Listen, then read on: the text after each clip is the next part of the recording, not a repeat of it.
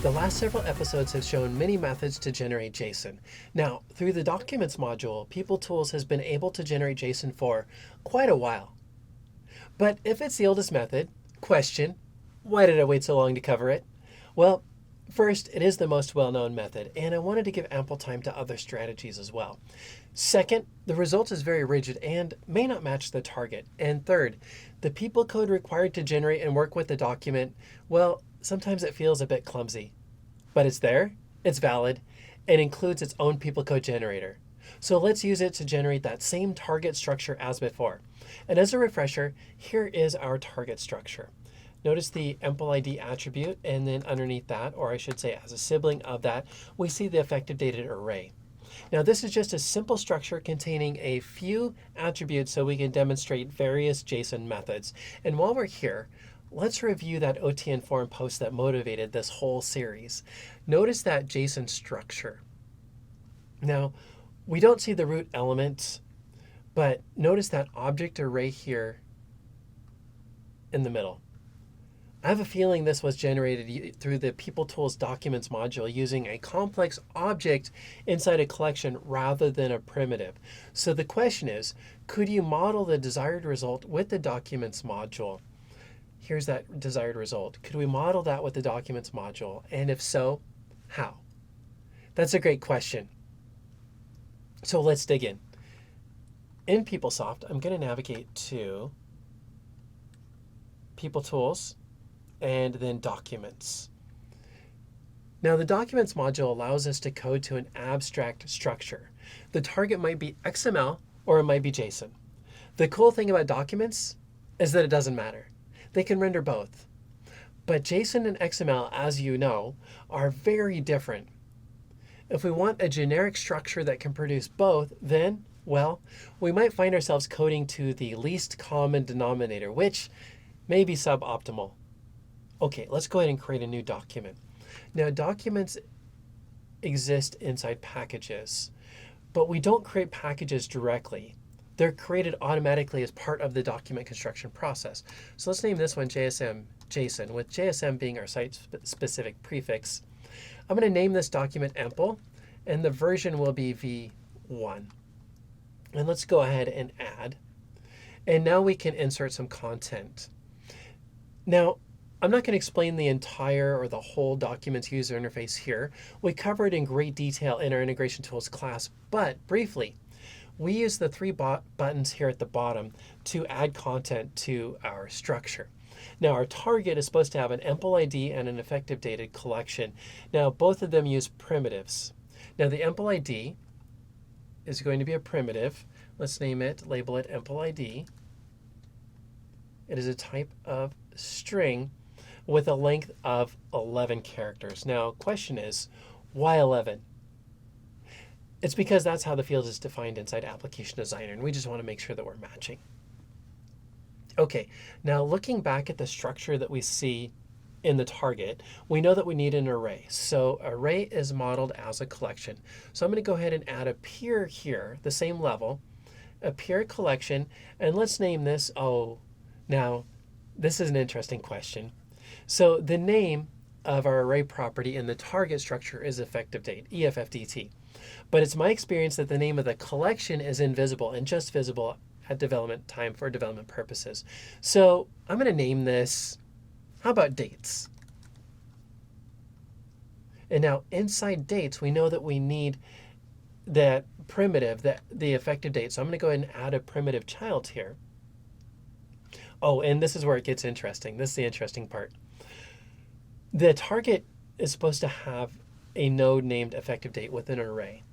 So I'm going to name this element EFFDT. This will become the attribute label for that array. I'll go ahead and click the OK button. And since this is going to be storing dates, I'll go ahead and choose the date type. Now, there are a couple more changes that we need to make to actually model and render exactly the target structure. But I'm going to go ahead and set that aside for a moment. Let's save this And then let's launch into the document tester to test this. So I'm going to open a new window. And then in Document Utilities, Document Tester. Now I'm going to choose our package. There's only one document in our package, so it's going to open it automatically from the search results here. And I see the structure. I'm going to go ahead and specify a hard-coded EMPL ID here. Throughout this series, we've been using KU0020. And I'm going to set the effective date to, let's go with last Monday. And now I want to insert another date here. And to insert another item, I need to click on the collection node, and then that prompts me, it gives me a pop-up dialog here and asks me, what do you want to do inside this collection node? Well, I want to append another collection item. So I'm going to go ahead and choose append, and then the OK button. Let's go ahead and update the second node that was added there to a different date. Okay, now we want to test this as JSON, so let's make sure that our target is set to JSON. And then I'm going to go ahead and press the generate button. Hey, that looks good so far. Let's go ahead and put that in the JSONformatter.org website to format this and get a good view of it. Notice the effective date node there. That is our primitive label, not our collection label. That's kind of interesting. Now, I would say it's good because the end result here, this is what we want right there. But you notice there's that outer EMPL node. That's the name of our document. How do we fix that? How do we get rid of the EMPL node? Actually, there are several ways, but my favorite way, or the appropriate method in this case, would be to go back to the document builder. On the JSON tab, we can expand the JSON details and then choose hide parent object label. Okay, I'm going to save this. And then let's reload the document tester. Find our document again, JSM, JSON. Specify the same values again, KU0020. And then the effective date, let's go with, again, last Monday. And then let's, again, add another node. So I'm going to click on the dates collection, choose append, OK. And then let's change the date to the day after. Let's generate JSON again. Hey, that looks great. It got rid of the outer node. Okay, so let's go ahead and generate people code. One of the really cool things about the document tester is that it will generate a people code template for us. I'm going to go ahead and click the generate button. Now, it is just a template. It doesn't have any variable declarations, and some of these variables are used multiple times, which is oftentimes considered a bad practice. So I'm going to go ahead and copy this. It is just a template. And then let's take it into our test harness. Now in Application Designer, I'm going to go ahead and add another step and action into our test harness. Let's go ahead and name this one document and set the action type to people code. Great.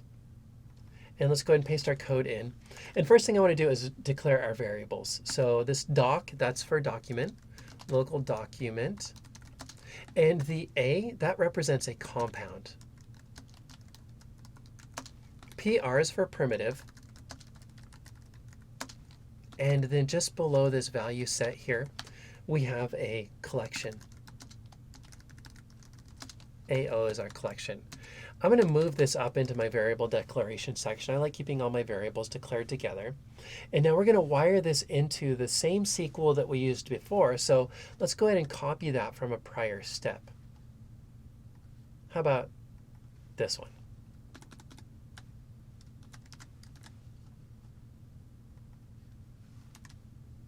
And let's see, I see the hard-coded EMPL ID here. That's great. Let's go ahead and use that. And then inside our loop, we need our iteration logic is going to be the same as well. So let's go ahead and copy that from one of our other scenarios. And then I'll paste it in here. Now, the code on the inside, of course, is going to be different. And let me just separate these here. You'll notice that from our, well, let's go back to the document tester. If we look at the document tester, we're actually creating two effective dated rows. They're hard coded here in the code in the document tester in the template that was created. But we're going to take that, and we only want one of those as our template that we're going to reuse throughout the loop. So let's drop the second one here. We don't need it anymore. We just need this one template. And I'm going to paste that in here, and I like that effective dated variable. We're going to use that again. That's what we're fetching. Now, since we were hard coding, where we're taking a string and turning it into a date, we see that date value function here. Let's get rid of that as well. Replace it with the effective date that's being selected out of the database. I'm going to go ahead and save this. I see it formatted. That looks great. Okay, now we want to ask the document to generate JSON for us. So let's go ahead and put that in a string. Local string and JSON equals ndoc.gen JSON string. All right, that's perfect. And now let's go ahead and print that to the output. So how about message box 0 and JSON. That's great. Let's go ahead and run this, see what we get as a result. And hey, that wasn't bad for runtime. Oh, that looks perfect, doesn't it? Let's go ahead and paste this into our JSON formatter. And let's see what this looks like formatted. Oh, that looks perfect, doesn't it? Okay, now, I have a question for you. Do you have experiences with the Documents module? If so, share them with us in the comments below. Now, in prior episodes, I mentioned that I wanted to use JavaScript and JSON to show you something really cool. Well, that something cool requires documents, so I wanted to cover this first. But stay tuned. I have a feeling that really cool thing is coming up here very soon. In this episode, we focused on Documents module, which is a PeopleTools feature we cover in great detail through our Integration Tools courses. Check out our website to see when we're offering it next, or even better, give us a call and let us help you develop a PeopleTools training strategy. Now, if you enjoyed this episode, be sure to like, share, comment, and subscribe for more content. And we look forward to seeing you in the next episode.